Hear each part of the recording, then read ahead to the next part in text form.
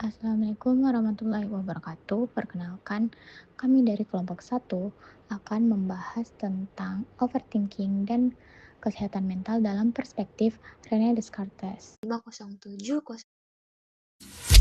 Assalamualaikum warahmatullahi wabarakatuh. Perkenalkan, kami dari kelompok satu akan membahas tentang overthinking dan kesehatan mental dalam perspektif René Descartes.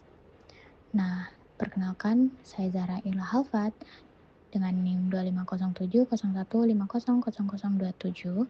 Perkenalkan, nama saya Fias Kisya dengan NIM 250701501066. Perkenalkan, nama saya Yuliandini dengan NIM 250701500050 dari kelompok 2. Baik, langsung saja kita masuk ke materi. Pernahkah kalian merasa lelah secara fisik, tapi pikiran kalian tidak pernah berhenti bekerja? Kalian ingin istirahat, tetapi rasa cemas, ketakutan, dan skenario negatif muncul terus-menerus di kepala. Itulah yang dinamakan overthinking. Di era modern, overthinking seolah menjadi bagian dari kehidupan semua orang pelajar, mahasiswa, pekerja, bahkan anak muda yang belum masuk dunia kerja. Jauh sebelum orang mengenal istilah kesehatan mental, seorang filsuf sudah menaruh perhatian besar pada hubungan antara pikiran dan tubuh, yaitu René Descartes, dengan konsep cogito ergo sum. Aku berpikir, maka aku ada. Descartes menunjukkan betapa besar peran pikiran dalam menentukan keadaan manusia.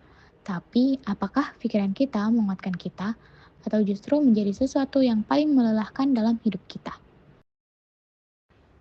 Nah, untuk memahami kenapa pikiran bisa membuat kita begitu lelah, kita perlu mundur sejenak dan melihat perjalanan seorang tokoh yang hidup ratusan tahun sebelum istilah overthinking muncul, yaitu René Descartes, tokoh rasionalisme dan bapak filsafat modern.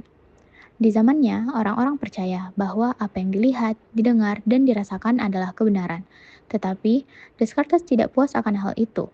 Baginya, panca indera manusia bisa menipu. Apa yang kita lihat belum tentu benar, dan apa yang kita rasakan belum tentu pasti.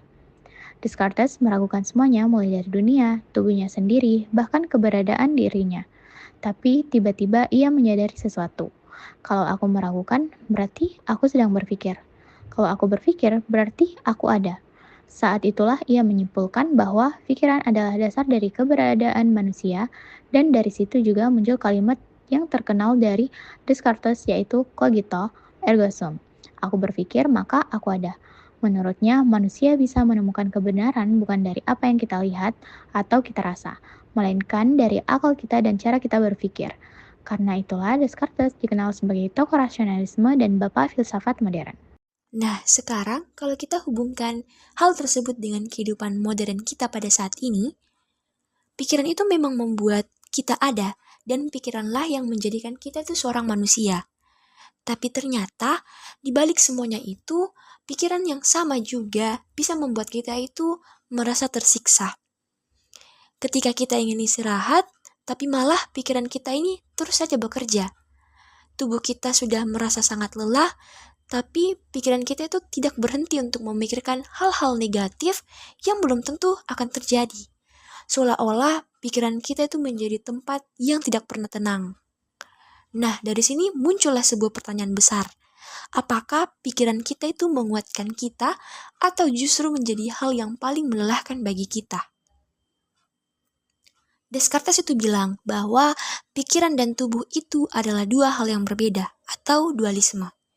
Pikiran itu bisa berjalan sendiri dan tubuh kita itu hanya menerima akibatnya.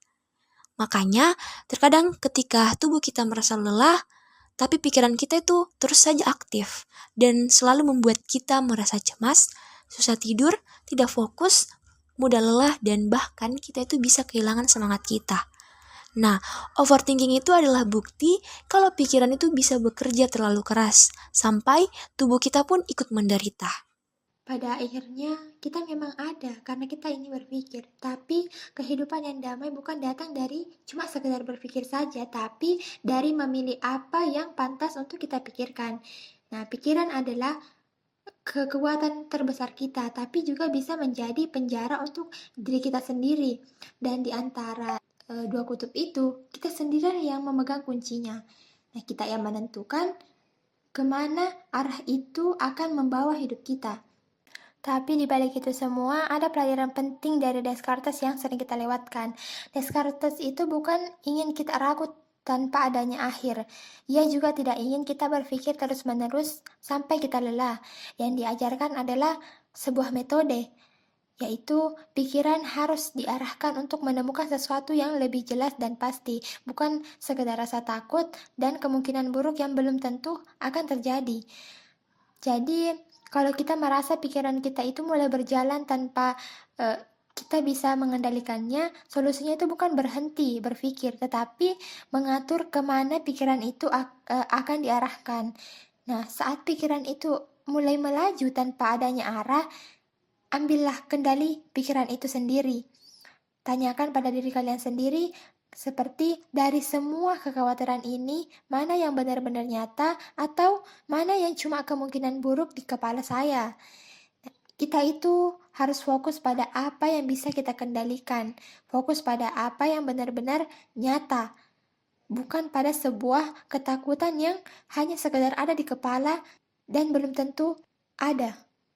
Baik, itulah tadi materi mengenai René Descartes. Lebih dan kurangnya mohon dimaafkan. Wabillahi taufiq wal hidayah. Wassalamualaikum warahmatullahi wabarakatuh.